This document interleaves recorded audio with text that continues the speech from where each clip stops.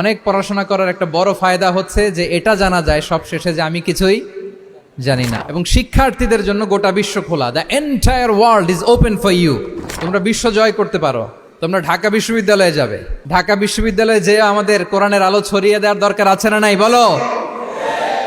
তোমরা চট্টগ্রাম বিশ্ববিদ্যালয়ে যাবে, তোমরা অক্সফোর্ডে যাবে, তোমরা এমআইটিতে যাবে, তোমরা হার্ভার্ডে যাবে। তুমি জানোই না যে আল্লাহ তাআলা তোমাকে দিয়ে কোন খেদমত নিতে পারে।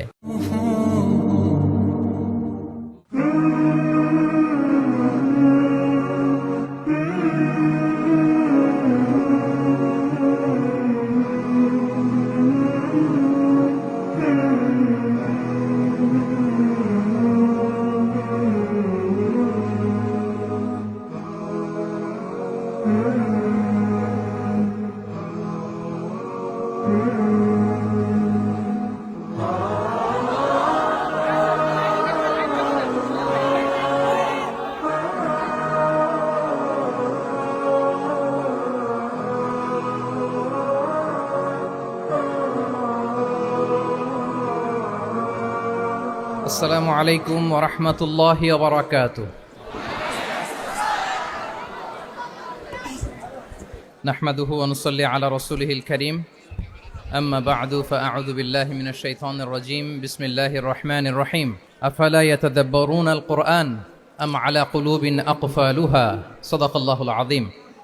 রাব্বি ইশরাহ লি সাদরি ওয়া ইয়াসসির লি আমরি ওয়াহলুল উকদাতাম মিন লিসানি ইয়াফকাহু কওলি। তানজিমুল উম্মাহ ফাউন্ডেশন কর্তৃক আয়োজিত 13তম হিফজুল কোরআন অ্যাওয়ার্ডের আজকের এ চমৎকার আয়োজনে, এ চমৎকার অনুষ্ঠানে আপনারা যারা উপস্থিত হয়েছেন আপনাদের সবাইকে জানাচ্ছি আন্তরিক শুভেচ্ছা এবং মোবারকবাদ। আহলান ওয়া সাহলান ওয়া মারহাবান বিকুম ফি হাযাল লিকা আত-তাইয়্যিব আল মুবারাক। আমি শুরুতেই আল্লাহ রাব্বুল ইজ্জা ওয়াল জালালের দরবারে শুকরিয়া জ্ঞাপন করছি, যিনি আমাদেরকে এরকম চমৎকার একটি বরকতময় প্রোগ্রামে একত্রিত করেছেন। আমরা সবাই পড়ছি কালিমাতু শুকর আলহামদুলিল্লাহ। আল্লাহ তাআলার দরবারে শুকরিয়া জ্ঞাপনের পাশাপাশি আমি আজকের প্রোগ্রামের যারা অর্গানাইজার, আয়োজক, তাদেরকে অন্তরের অন্তঃস্থল থেকে শুকরিয়া জানাতে চাই। এরকম চমৎকার প্রোগ্রামে আমাকে ইনভাইট করবার জন্য আমি অত্যন্ত সম্মানিত বোধ করছি। এরকম চমৎকার একটি কোরআনের প্রোগ্রামে অংশগ্রহণ করার সুযোগ পেয়ে আজকের প্রোগ্রামে উপস্থিত আছেন তানজিমুল উম্মাহ ফাউন্ডেশনের সম্মানিত পরিচালনা পর্ষদ, উপস্থিত আছেন তানজিমুল উম্মাহ ফাউন্ডেশনের সম্মানিত শিক্ষকবৃন্দ, শুভাকাঙ্ক্ষীবৃন্দ, অভিভাবক মণ্ডলী এবং হেফজ কমপ্লিট করা শিক্ষার্থী বন্ধুরা, সাংবাদিক বন্ধুরা, ভলান্টিয়ার্স, আমি সবাইকে আবারও অন্তরের অন্তঃস্থল থেকে শুভেচ্ছা জানিয়ে শুরু করছি। শুরুতে আমি আজকের প্রোগ্রামের যারা মধ্যমণি, যারা হুফাজুল কোরআন, যারা অ্যাওয়ার্ড রিসিভ করেছে তাদেরকে আমি অফিশিয়ালি কংগ্রেচুলেট করতে চাই, অভিনন্দন জানাতে চাই যে তোমরা অনেক বড় একটি অর্জন ইতিমধ্যে সম্পন্ন করেছো, আলহামদুলিল্লাহ। এটা একটা হিউজ মাইলস্টোন। এটা যে কত বড় একটা নেয়মা বা সৌভাগ্য এটা কল্পনা করা যায় না। যে কোরআনকে বলা হয় এটা বিয়ন্ডলেস, বাউন্ডলেস, বটমলেস, মহাবিশ্বের মহাবিশ্বয় মহাগ্রন্থ আল কোরআন আল কারীমকে তোমরা তোমাদের সিনায় ধারণ করেছো। এটা অনেক বড় সৌভাগ্যের একটা ব্যাপার। আল্লাহ তাআলা ইরশাদ করছেন, ইন্না নাহনু নাজ্জালনা যিকরা ওয়া ইন্না লাহু লাহাফিজুন। নিশ্চয় আমি এই কোরআনকে নাজিল করেছি এবং এই কোরআন আল কারীমকে সংরক্ষণের দায়িত্ব আমি নিজেই নিয়েছি। কোরআন আল কারীমকে পৃথিবীতে প্রিজার্ভ করা বা সংরক্ষণ করা এটা আল্লাহ তাআলা তোমাদের মাধ্যমে করেছে। আলহামদুলিল্লাহ সুম্মা আলহামদুলিল্লাহ। এটা অনেক বড় সৌভাগ্যের ব্যাপার এবং সবার নসিবে এটা থাকে না।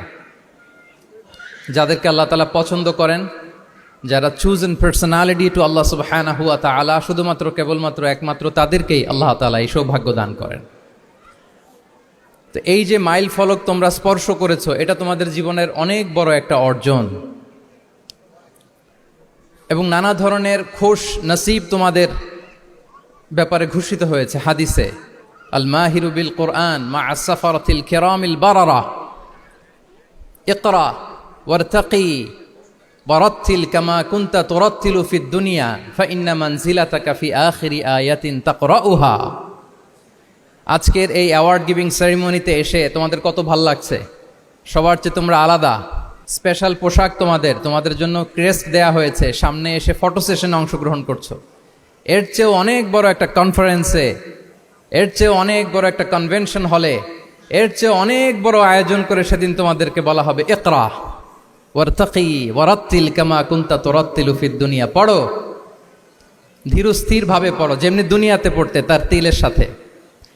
ঠিক যতটুকু পড়বে ততটুকু করবা, আল্লাহর সান্নিধ্য তোমরা পাবে। যতটুকু পড়বে ঠিক ততটুকু জান্নাতে তোমাদের ভবনগুলো উঁচু হতে থাকবে। আল্লাহু আকবার। এখন তোমাদের কেমন ফিল হচ্ছে? এই দুনিয়াতেই যদি এত চমৎকার অ্যাওয়ার্ড গিভিং সেরিমনিতে তোমাদেরকে সম্মান দেওয়া হয়, সেদিনের সেই প্রোগ্রামে যদি তোমরা অংশগ্রহণ করতে পারো, কেমন লাগবে তোমাদের বলো? ভাল লাগবে সেদিন? আমরা সেদিনের সেই মাহেন্দ্র ক্ষণে যেন আমরা রিওয়ার্ডেড হতে পারি, পুরস্কৃত হতে পারি, সেই প্রত্যাশা আমরা আল্লাহর কাছে রাখছি। আমরা সবাই পড়ছি আল্লাহুম্মা আমিন। তো এই যে বিশাল এক কর্মযজ্ঞ তোমরা শেষ করেছো, আল্লাহর কালামকে তোমরা হেফজ করেছো, এখানেই শেষ নয়। This is just beginning. এটা কেবল শুরু। এটা কেবল কি? এটা কেবল শুরু। এই যে মাইল ফলক তোমরা স্পর্শ করেছো, এরপরে অনেক দূর তোমাদেরকে যেতে হবে। মাইলস টু গো, অনেক দূর যেতে হবে। এখন যেটা তোমাদের করতে হবে, কনসিস্টেন্ট রিভিশনে থাকতে হবে, মোরাজা করতে হবে এই কোরআনকে। এই কোরআনকে হেফজ করে ফেলা এটা সহজ, কিন্তু এটাকে টিকিয়ে রাখা বড্ড কঠিন। আমরা অনেক হাফেজে কোরআনদের সাথে পরিচয় হয়, তারা বলে যে শেখ হেফজ করেছিলাম কিন্তু এখন মনে নাই, ভুলে যায়। তো হেফজ করে ফেলাটা সহজ, কিন্তু এটা সিনায় রাখা মরণ অবধি, যতদিন দুনিয়াতে বেঁচে থাকি ঠিক ততদিন এই কোরআনকে প্রিজার্ভ করা, সিনাতে রাখা, এটা বড্ড কঠিন, অনেক বড় চ্যালেঞ্জ এটা তোমাদের জন্য। সো এই continuous revision of the holy Quran, এটা তোমাদের লাগবে। আল মুদাওয়ামাতু আলা কিরাআতিল কোরআন, প্রতিদিন ডেইলি বেসিসে এটা তোমাদের ডেইলি ওজিফা করে নিতে হবে। আমি সম্মানিত অভিভাবকবৃন্দ যারা আছেন তাদেরকেও বলবো যে এটা একটা টিম ওয়ার্ক, আপনাকেও হেল্প করতে হবে এখানে। আপনার বাচ্চা কোরআন তেলাওয়াত করবে, আপনাকে শোনাবে, আপনি তাদেরকে শোনাবেন। এই টিম ওয়ার্কের মধ্য দিয়ে এই কোরআন প্রিজার্ভ হবে, এটা থাকবে। এটা বড্ড জটিল। কোরআন হেফজ করা সহজ, কিন্তু এটাকে ধরে রাখা খুবই কঠিন। সো তোমাদের জন্য first and foremost reminder tonight, প্রথম রিমাইন্ডার হচ্ছে যে রেগুলার বেসিসে এই কোরআনকে মোরাজা করতে হবে, তা না হলে এই কোরআন থাকবে না। এবং আল্লাহ রাসূল সাল্লাল্লাহু আলাইহি ওয়া আলিহি ওয়াসাল্লাম তিনি ওসিয়ত করেছেন, তিনি বলেছেন তাআহাদুল কোরআন ফা ইন্নাহু আশাদ্দু তাফাল্লুতান মিনাল ইবিলি ফি উকুলিহা। তোমরা কোরআনকে ডেইলি রিভাইজ করো। যারা তোমরা হেফজ কমপ্লিট করেছো, হাফাজাতুল কোরআন, তোমাদেরকে উদ্দেশ্য করে আল্লাহ রাসূল সাল্লাল্লাহু আলাইহি ওয়া আলিহি ওয়াসাল্লাম বলেন যে তাআহাদুল কোরআন, তোমরা ডেইলি বেসিসে কোরআনকে কি করো? রিভাইজ করো, রিভিশন দাও, মুরাজা করো, এটাকে সম্মান করো। ফা ইন্নাহু আশাদ্দু তাফাল্লুতান মিনাল ইবিলি ফি উকুলিহা। কেননা পোষ মানানো হয়নি এরকম কোনো বন্য উট যদি এটা রশি ছেড়ে দেওয়া হয়, এটা যেমনি ছুটে পালায়, দৌড়ে পালায়, এটারে ফিরে আনা যেমনি কঠিন, কোরআন হেফজ করার পরে, মুখস্থ করার পরে কেউ যদি ভুলে যায়, ওইটারে আবার রিভাইভ করা তার চেয়েও বেশি কঠিন। তো এই জন্য ডেইলি বেসিসে রিভাইজ করতে হবে। এবং আল্লাহ রাসূল সাল্লাল্লাহু আলাইহি ওয়া আলিহি ওয়াসাল্লাম তিনিও যাতে ভুলে না যান, বারবার কোরআন পড়তেন, বারবার রিভাইজ করতেন। রাসূল সাল্লাল্লাহু আলাইহি ওয়াসাল্লামের কষ্ট হয়ে যেত, ফলে আল্লাহ তাআলা বলেছেন লা তুহাররিক বিহি লিসানাকা লিতা'জালা বিহি ইন্না আলাইনা জামাআহু ওয়া কুরআনা ফাইদা ক্বরানাহু ফাত্তাবি' কুরআনা। নবী, আপনি তাড়াহুড়ো করে, এত কষ্ট, এত প্রেশার আপনার উপর নেওয়ার দরকার নেই, আমি আপনাকে পড়িয়ে দেব। জিবরিল যখন পড়ে শুধু ফলো করেন, সেটা একবার পড়ে নিন, মুখস্থ আমি আল্লাহ করে দেব। সানুকরিউকা ফালা তানসা, আপনি আর ভুলবেন না। এরপরে আল্লাহ রাসূল সাল্লাল্লাহু আলাইহি ওয়া আলিহি ওয়াসাল্লাম রেগুলার বেসিসে কোরআন পড়তেন, সাহাবাদেরকে কোরআন শোনাতেন, আবার সাহাবাদের কাছ থেকে কোরআন শুনতেন। সো এই কোরআনকে যদি তোমরা তোমাদের সিনায় আজীবনের জন্য রেখে দিতে চাও সযত্নে, তোমাদেরকে রিভিশন দিতে হবে। এখন খুব বেশি বেশি revise and revise, revise after revise তোমাকে দিতে হবে। এবং সারা বছর কোরআনের যতটুকু নাজিল হতো, আল্লাহ রাসূল সাল্লাল্লাহু আলাইহি ওয়া আলিহি ওয়াসাল্লাম রমাদান আল মুবারাকে জিবরিল আলাইহিস সালামের সাথে রিভিশন করতেন। সারা বছর যা নাজিল হলো, এটা আল্লাহ রাসূল সাল্লাল্লাহু আলাইহি ওয়াসাল্লাম জিবরিল আলাইহিস সালামকে শোনাতেন, আবার জিবরিল আলাইহিস সালাম আল্লাহ রাসূল সাল্লাল্লাহু আলাইহি ওয়াসাল্লামকে অতটুকু শোনাতেন। যে বছর তিনি ইন্তেকাল করবেন, ওই বছর দুইবার তিনি গোটা কোরআনকে জিবরিল আলাইহিস সালামের সামনে পেশ করেছেন, শুনিয়েছেন। আবার জিবরিল আলাইহিস সালাম দুইবার আল্লাহর হাবিব সাল্লাল্লাহু আলাইহি ওয়া আলিহি ওয়াসাল্লামকে শুনিয়েছেন। আল্লাহু আকবার। তাহলে এটাই হচ্ছে সুন্নাহ। তিনি তো পৃথিবীর প্রথম হাফেজ নাকি? আল্লাহ রাসূল সাল্লাল্লাহু আলাইহি ওয়াসাল্লাম প্রথম হাফেজ ছিলেন না? উনি রেখেছেন কিভাবে কোরআনকে? প্রিজার্ভ করেছেন কিভাবে? রিভিশনের মাধ্যমে, রিভিশন অ্যান্ড রিভিশন। তাহলে the first and foremost reminder for tonight in this ceremony for all of you today, you have to revise a lot, you have to recite a লট।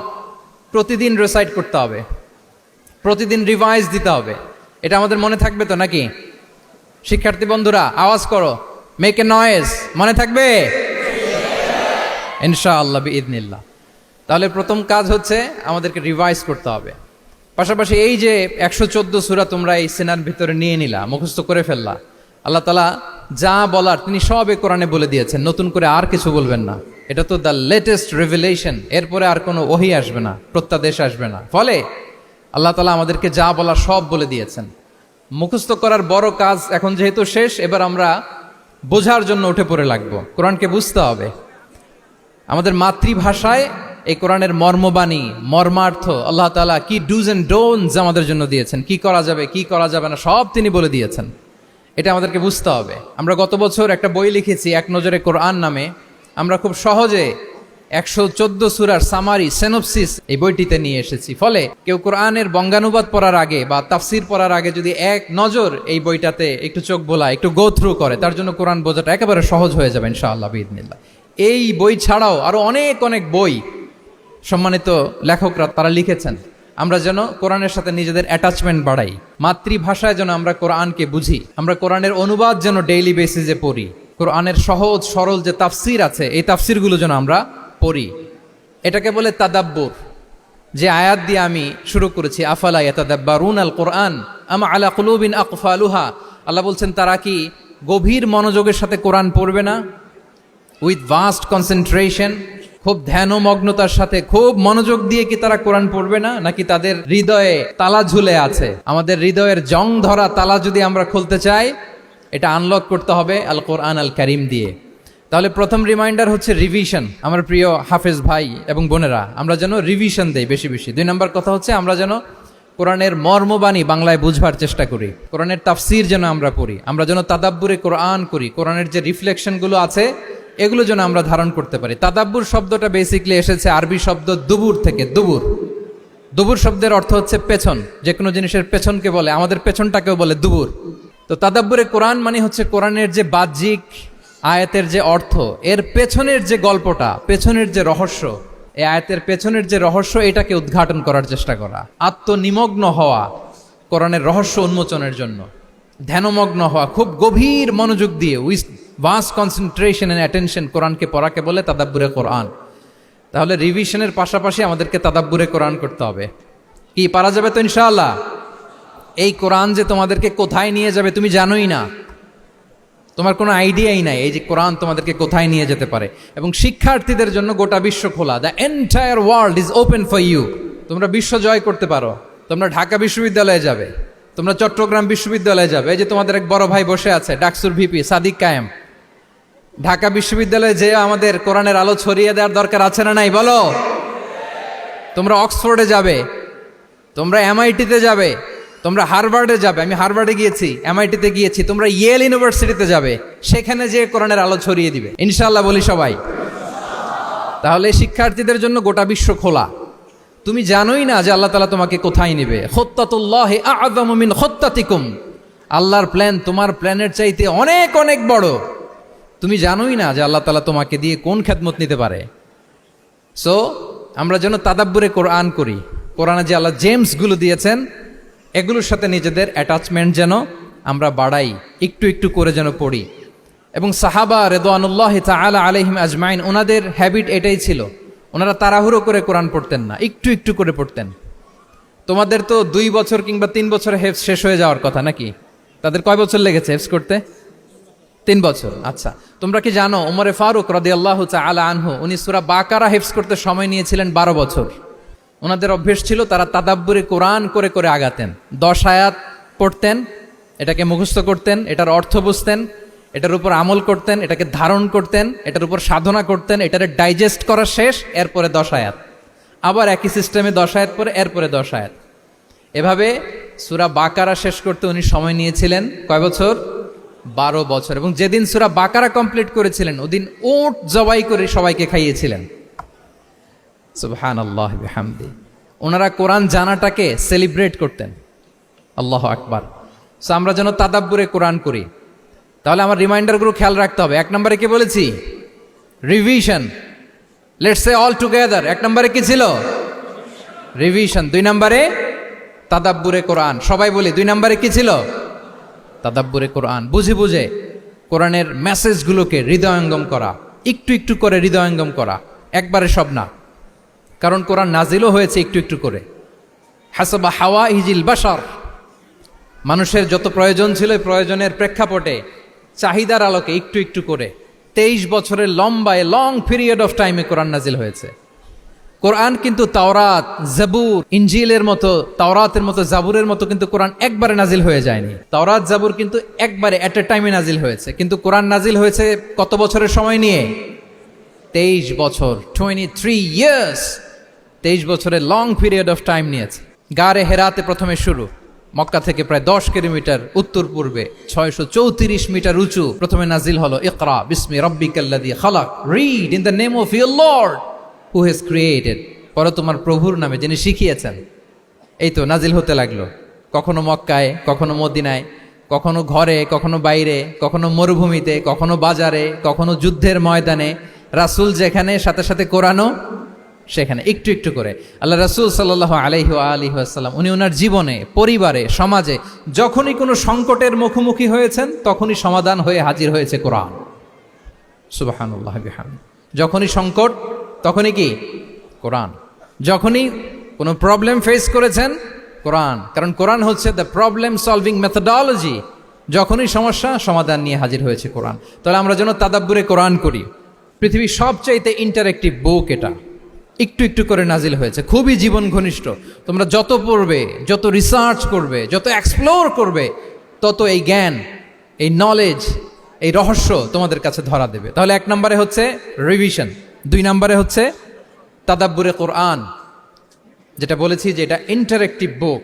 যখনই রাসূল সাল্লাল্লাহু আলাইহি ওয়াসাল্লাম সমস্যার সম্মুখীন হয়েছেন তখনই কোরআন আলোকবর্তিকা হয়ে হাজির হয়েছে। এবং কোরআনকে আল্লাহ আলো বলেছেন অনেক জায়গায়, ওয়া আনসালনা ইলাইকুম নূরাম মুবিনা, নূর বলেছেন আল্লাহ তাআলা, এটা আলোকবর্তিকা। কিতাবুন আনসালনাহু ইলাইকা লিতুখরিজান নাসা মিনাজ যুলুমাতি ইলান নূর, অন্ধকারাচ্ছন্ন মানুষগুলোকে আলোর পথে নেয়ার জন্য আল্লাহ তাআলা এই কিতাবকে পাঠিয়েছেন, ক্রাইটেরিয়ান করে পাঠিয়েছেন। এই কোরআনের সাথে যদি আমার প্রিয় শিক্ষার্থী বন্ধুরা তোমাদের অ্যাটাচমেন্ট গড়ে ওঠে, সারা জীবনের জন্য তুমি safe. It's a criterion.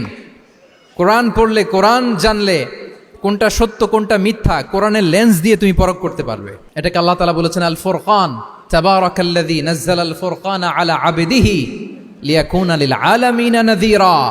Furqan মানে the criterion, it differentiates between right and wrong, কোনটা সত্য কোনটা মিথ্যা, কোনটা ভালো কোনটা মন্দ। এটা কোরআনের লেন্স দিয়ে যদি তুমি পরখ করো, তোমার জন্য গোটা বিশ্বটা সহজ হয়ে যাবে, কোনটা সত্য তুমি সহজেই বুঝতে পারবে। তাহলে আমরা ডেইলি বেসিসে রিভিশন দিব, আমরা কোরআনের সাথে নিজেদের অ্যাটাচমেন্টকে বাড়াবো। রেগুলার বেসিসে আমরা তাদাব্বুরে কোরআন করব। কি করব? তো ইনশাআল্লাহ সবাই একসাথে আওয়াজ করে পড়ে ইনশাআল্লাহ। বিশাল এক কর্মযজ্ঞ তোমরা শেষ করেছো, এবার নতুন কর্মযজ্ঞের পথে তোমরা হাঁটবে। কোরআন তোমরা মেমোরাইজ করেছো এবং এখন জ্ঞানের অন্যান্য যে ব্রাঞ্চ আছে, শাখা প্রশাখা আছে, সেগুলোতে তোমরা বিচরণ করবে। জ্ঞানার্জনের একটা মূলনীতি তোমাদের সাথে আজকের এই প্রোগ্রামে শেয়ার করে আমি আমার সংক্ষিপ্ত আলোচনা শেষ করব। ইসলামিক জ্ঞান হোক কিংবা কনভেনশনাল জ্ঞান হোক, জ্ঞানার্জনের জন্য 3টা বিষয় অপরিহার্য, এটা আমাদের খেয়াল রাখতে হবে। 1 নম্বর হচ্ছে বিনয়, 2 নম্বর হচ্ছে সফর, 3 নম্বর হচ্ছে সবর।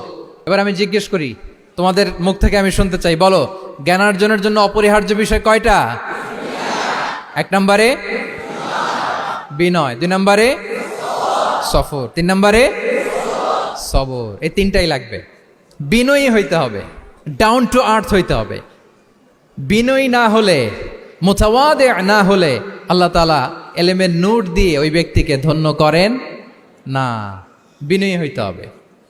বলা যাবে না যে আমি সব শিখে ফেলছি, আমি সব জানি, আসলে কিছুই জানি না, আসলে কিছুই জানি না। অনেক পড়াশোনা করার একটা বড় সুবিধা হচ্ছে আমি যে কিছুই জানি না এটা জানা যায়। যারা অনেক পড়াশোনা করে, গভীর জ্ঞান অর্জন করে, অনেক পড়াশোনা করার একটা বড় ফায়দা হচ্ছে যে এটা জানা যায় সব শেষে যে আমি কিছুই জানি না। আবুন নাওয়াস একটা চমৎকার কবিতা লিখেছেন, উনি বলেছেন ফাকুল লিমান ইয়াদঈ ফিল ইলমি ফালসাফাতান হাফিজতা শাইআন ওয়া গাবাত আনকা আশিয়াউ। যে বলে যে আমি সব জানি, তুমি তার বৃদ্ধাঙ্গুলি দেখিয়ে বলো তুমি কিছুই জানো না, তুমি অল্প কিছু জেনেছো। মহাবিশ্বের অনেক রহস্য তোমার কাছে এখন অধরা, এখনো অধরা, অজানা। ওয়া ফাওকা কুল্লি যী ইলমিন আলিম, জ্ঞানীর উপরও জ্ঞানী আছে, জাননেওয়ালার উপরও জাননেওয়ালা আছে। তাহলে বিনয় যেন আমাদের পোশাক হয়, আমরা যেন বিনয়ী হই। আমরা যার কাছ থেকে নলেজ নিব, এলম নিব, তার কাছে বিনয়ী হইতে হবে। যেই পাত্রে পানি ঢালবো এটা থাকবে নিচে, আর যেই গ্লাস থেকে ঢালা হবে ওইটা থাকে উপরে। মুসা আলাইহিস সালাম একবার বনি ইসরাইলের মাঝে আলোচনা করছিলেন, হঠাৎ এক লোক বলে যে ইয়া নবী আল্লাহ মান আ'লামু ফিল আরদ, বর্তমান পৃথিবীতে সবচেয়ে বড় জ্ঞানী কে?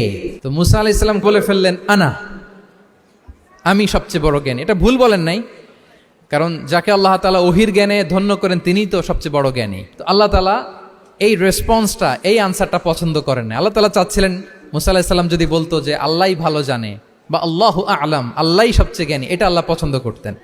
তো উনি যখন বলে ফেলছেন আমি, আল্লাহ বলে না মুসা, তুমি যে বলে ফেললে আমি সবচেয়ে বড় জ্ঞানী, তুমি তো সবচেয়ে বড় জ্ঞানী নও, তোমার চেয়ে বড় জ্ঞানী আছে। শুনে তো মুসা আলাইহিস সালাম অবাক, কি আমার চেয়ে বড় জ্ঞানী কোথায়? আল্লাহ বললেন ইযহাব ইলা মাজমাইল বাহরাইন, দুই সাগরের মিলনস্থলে যাও, ওখানে আমার এক বান্দা আছে ইসমুহু খাদির। ওই খাদির, যারে আমরা বাংলায় খিজির বলি আর কি, এই খিজির তোমার চেয়েও জ্ঞানী। আল্লাহু আকবার। আপনারা সূরা কাহাফের তাফসীর পড়লে জানতে পারবেন। গেলেন, নৌকার মধ্যে বসা, হঠাৎ একটা চড়ুই পাখি এসে সাগরের পানি খাচ্ছে। অনেক, to make the long story short, বড় স্টোরিকে আমি ছোট করে বলছি। দুইজন নৌকায় বসা, একটা চড়ুই পাখি এসে সাগরের পানি খায়। তো খিজির আলাইহিস সালাম বললেন মুসা, চড়ুই পাখিটা দেখতে পাচ্ছ? মুসা আলাইহিস সালাম বললেন হ্যাঁ দেখতে পাচ্ছি। চড়ুই পাখি যে পানি খেলো এইমাত্র, এটা দেখেছো? হ্যাঁ দেখেছি।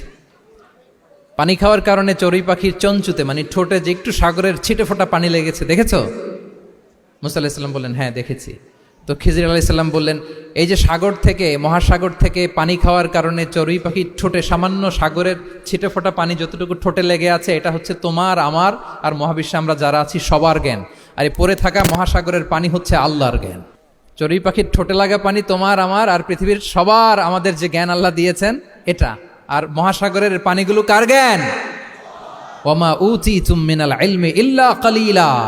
আল্লাহ বলেন একেবারে একেবারে ভেরি লিটল, যত সামান্য জ্ঞান দিয়ে আমি তোমাদেরকে দুনিয়ায় পাঠিয়েছি। এজন্য আমি সব জানি, এটা আজকে থেকে আমরা আর বলবো? আমার শিক্ষার্থী বন্ধুরা নয়েজ করো, বলো আমরা বলবো আল্লাহু আ'লাম। আল্লাহ ভালো জানেন। সাহাবাদের এই বৈশিষ্ট্য ছিল, ওনারাও বলতেন আল্লাহু ওয়া রাসূলুহু আ'লাম, আল্লাহ এবং আল্লাহ রাসূল ভালো জানেন। এবং আমাদের ক্লাসিক স্কলারদের এই বৈশিষ্ট্যটা ছিল, অনেক প্রশ্নের উত্তর ওনারা দিতেন না। আমাদেরকে তো প্রশ্ন করলে আমরা হুটহাট উত্তর দিয়ে দিই। অন অ্যান অ্যাভারেজে 10টা প্রশ্ন করলে ইমাম মালিক এর মধ্যে অধিকাংশ প্রশ্নের উত্তরে বলতেন আনা লা আ'লাম, আমি জানি না। আমি জানি না এটা যখন আমরা বলতে শিখি, তখনই বেসিক্যালি আমরা নলেজেবল হয়ে উঠি, জ্ঞানী হয়ে উঠি। তাহলে জ্ঞানার্জনের জন্য অপরিহার্য কয়টা বিষয় বলেছিলাম, মনে আছে না? ঘটনা শুনতে শুনতে কয়টা মোট? 1 নম্বরে বিনয়। আমরা বিনয়ী হব। আওয়াজ করে বলি আমরা কি হব? আমরা বিনয়ী হব। এই যে আমরা কোরআন হেফজ করলাম, এরপরে তুমি যদি বুখারী হেফজ করো, মুসলিম হেফজ করো, এটা তোমার বাহ্যিক জ্ঞান অর্জন হয়েছে। জ্ঞানের দুইটা সাইড, একটা ইন্টারনাল নলেজ আর একটা হচ্ছে এক্সটার্নাল নলেজ। বাহ্যিক জ্ঞান এটা হয়েছে, আরেকটা আছে ইন্টারনাল নলেজ, এটাকে বলে অন্তর্নিহিত জ্ঞান। ইলমে লাদুন্নি ওয়া আল্লামনাহু মিন লাদুন্না ইলমা। এইটা শুধু কোরআন হেফজ করলেই হয় না, এটা কোরআন পড়ার পরে, হাদিস পড়ার পরে, এগুলোর উপর আমল করার পরে, বছরের পর বছর সাধনা করার পরে আল্লাহ তাআলা কোনো ব্যক্তিকে ইলমের নূর দেন। এটা এত সহজ না। আমরা এক্সটার্নাল নলেজ, বাহ্যিক জ্ঞান খুব সহজেই রিসিভ করতে পারি, কিন্তু ইন্টারনাল নলেজ, যেটা অন্তর্নিহিত জ্ঞান, যেটা তোমার দূরদৃষ্টি বাড়াবে, তোমার ফেরাসাত বাড়াবে, তোমার বিচক্ষণতা বাড়াবে, তোমার ফারসাইটেডনেসকে বাড়াবে, ওই অন্তর্নিহিত জ্ঞানের জন্য বছরের পর বছর সাধনা করতে হয়। সো আমরা যেন বিনয়ী হই, এটা হচ্ছে নাম্বার 1। 2 নাম্বার কি বলেছিলাম? সফর। ফানজুরু কাইফা কানা আকিবাতুল মুকাজ্জিবিন। আল্লাহ বলে সফর করো, সিরু ফিল আরদ, ট্রাভেল করো। ট্রাভেল করলে তোমার চোখ খুলে যাবে। তুমি যদি পেট্রাতে যাও, জর্ডানের পেট্রায়, তোমার চোখ খুলে যাবে। তুমি যদি ফেরাউনের লাশ দেখে আসো, তুমি অবাক হয়ে যাবে।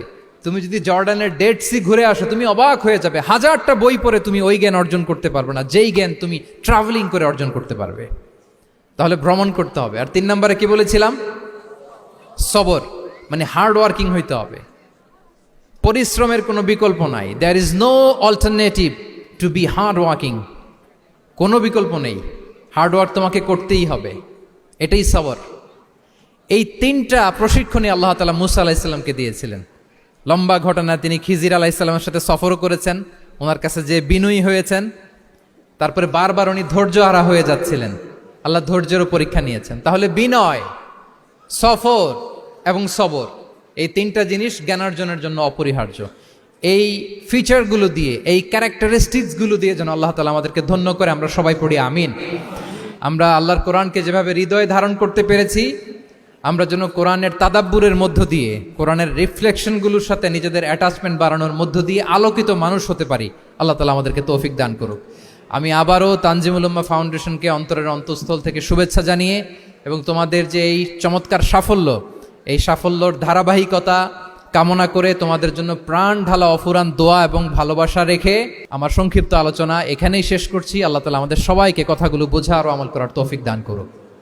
হাদা মা ইনদি ওয়াল ইলমু ইনদাল্লাহি আলাইহি তাওয়াক্কালতু ওয়া ইলাইহি উনীব। আসসালামু আলাইকুম ওয়া রাহমাতুল্লাহি ওয়া বারাকাতুহু।